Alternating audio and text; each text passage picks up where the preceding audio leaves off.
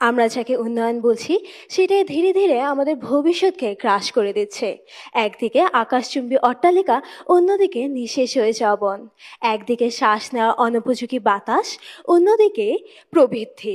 এখন প্রশ্ন হলো, এই লাগামহীন প্রতিযোগিতা কি সত্যিই আমাদের কল্যাণ বয়ে আনছে, নাকি আমরা এমন এক উন্নয়নের পথে হাঁটছি যা আমাদের বসবাসের একমাত্র গ্রহটিকে ধ্বংস করে দিচ্ছে?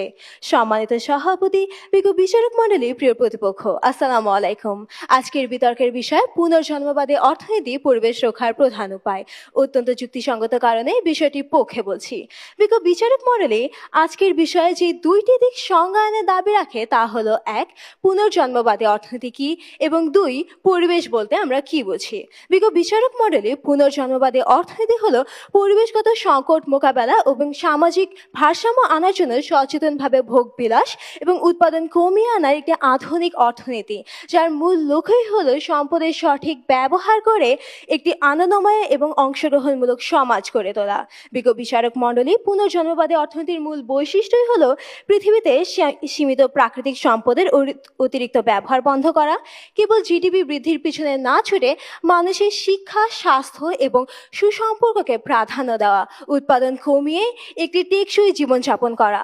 সম্মানিত সভাপতি, এখন আমি বলছি পুঁজিবাদী অর্থনীতির বিপরীতে কিভাবে আমরা পুনর্জন্মবাদী অর্থনীতি বাস্তবায়ন করতে পারি। প্রথমে প্রতিবেশীর সাথে সরঞ্জাম ভাগ করে ব্যবহার করে, অতিরিক্ত খাবার নষ্ট না করে, অভাবে মানুষের জন্য উন্মুক্ত ফ্রিজে রেখে, নতুন জিনিস কেনার পরিবর্তে পুরনো জিনিস বারবার রিসাইকেল করে ব্যবহার করে, এবং দূর দেশ থেকে আমদানিকৃত পণ্য ব্যবহারের পরিবর্তে নিজ দেশে কৃষিজাত পণ্য ব্যবহারের মাধ্যমে।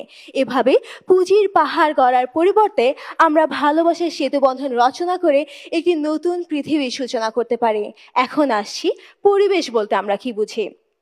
কোনো জীব বা উপাদানের চারপাশে যেসব সজীব বা নির্জীব উপাদান, যেমন মাটি, পানি, জলবায়ু, গাছপালা, মানুষ বসবাস করে এবং তাদের জীবনযাত্রাকে প্রভাবিত করে, সেই সামগ্রিক অবস্থাকে পরিবেশ বলে।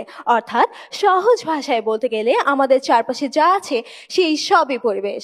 বিজ্ঞ বিচারক মণ্ডলী, বর্তমান পুঁজিবাদী অর্থনীতির কারণে প্রতি বছরই 19 থেকে 23 মিলিয়ন টন প্লাস্টিক বর্জ্য নদী এবং সমুদ্রে প্রবেশ করে।